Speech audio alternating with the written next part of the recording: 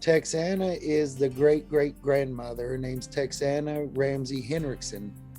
And she was a pioneer of the Nueces River, one of the first settlers on the Nueces River in that area. And that was where her homestead was. And she was a fierce woman from the stories told. Unfortunately, we never got the chance to meet her, but the stories that we hear and the pictures that tell the stories, and because of her fierce nature and a woman running cattle and raising watermelon and all of those things, is okay, let's carry on with that name and keep the same values that she had: work ethic, integrity, the do things the same way you would if nobody was watching, as if people are watching. Even before we decided to name it after her, we really tried to harness some of those same values and morals. And then it was just a no-brainer, Texana, and now it's Texana, the Texas tea. We got our big red tea on the brand, and when people think of Texas olive oil, I want them to think of that tea. I want them to think of Texana. I want them to think of the hard work that goes in behind it. My wife and her brother and their mother were left some heritage land that's been in their family for close to 150 years now. For a long time, they did some things on it, some hunting activities and wildlife and that type of stuff. And as they had it, they really wanted to do something to kind of be that steward of the land. They wanted to put something back into it, and really didn't want to do your traditional row crops. I mean, where we are is really good country for peanuts and cabbage and watermelons and things like that. And we just didn't see ourselves having that type of an operation.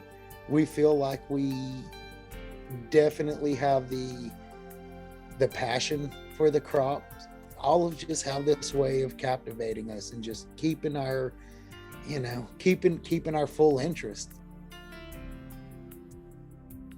It's considered the 5th largest fruit crop in the state of Texas. I believe we're probably 150 to 200 growers and probably between 4,000 and 5,000 acres in the state.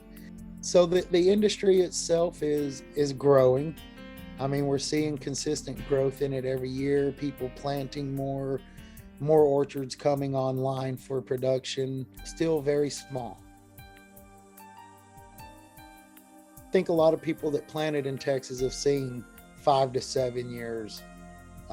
Recently we've been able to put crop on them earlier than that, 3 years, maybe 4 years, and that's part of the challenge is, well, you don't want to put fruit on the 2-year-old tree anyway, because you can't mechanically harvest it. Right. The tree's just not strong enough for it.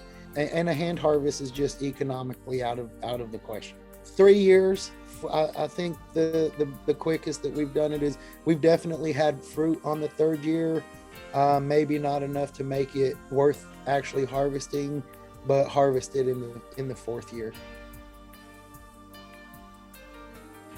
So we found out real quick that in the 5 to 7 or 3 to 7 year wait to produce oil, that we were going to have to try to find ways to bring in revenue off of the crop before we got the oil. So how do we make money off of the trees?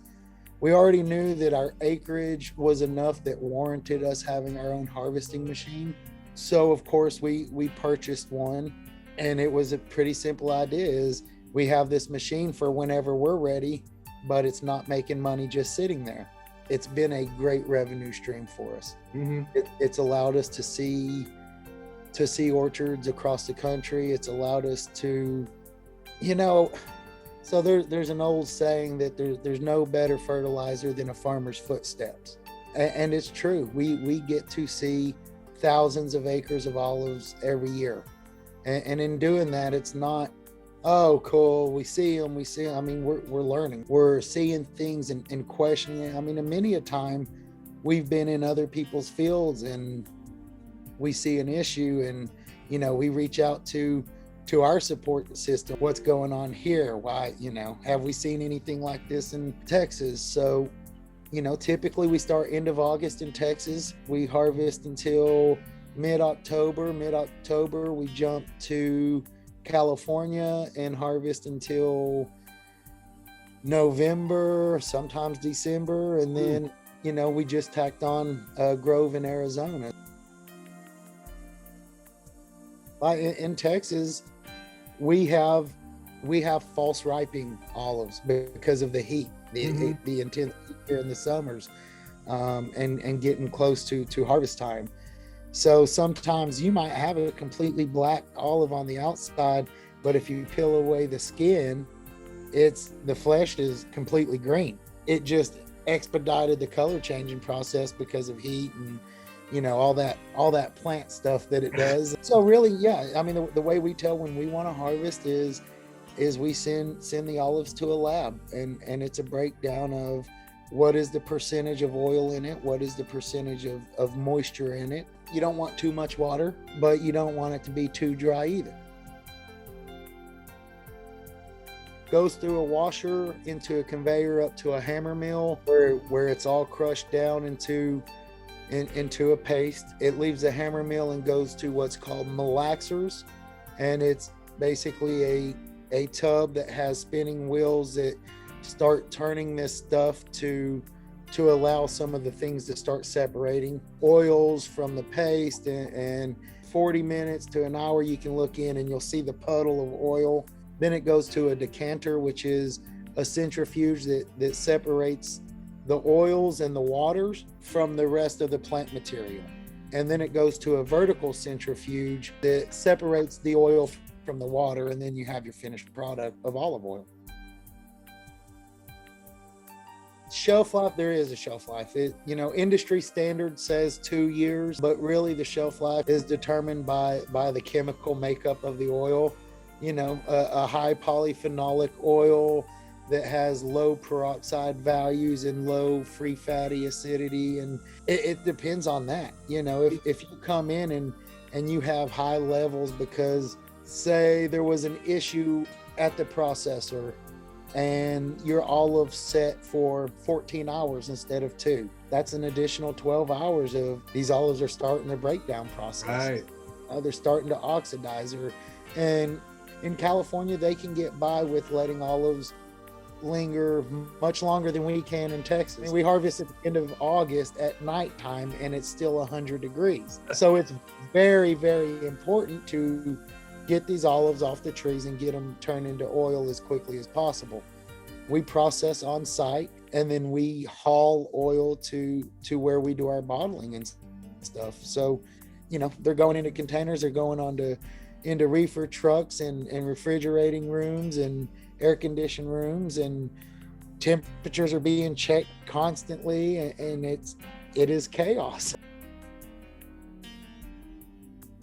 I believe in my product. I know that what we offer is a quality product. I know that it's not for everyone, and all the flavors aren't for everyone. Mm-hmm. And of course, if that's my goal, is for everyone to love every single one of them, I'm sadly mistaken. But what I do know is that what we offer is something that we enjoy also. We take pride in it. We do this because we believe in it. We love the product and we want everyone to. Of course, everyone that tastes it, we want them to fall in love. Hopefully, whenever people get to experience the oils, they can tell that it wasn't a fly-by-night. They can tell that that's not the point of our infusions. The point of our infusions is to make it more widely acceptable and easy for people to use olive oil. Olive oil is very good for you. The health benefits associated with it, more and more research.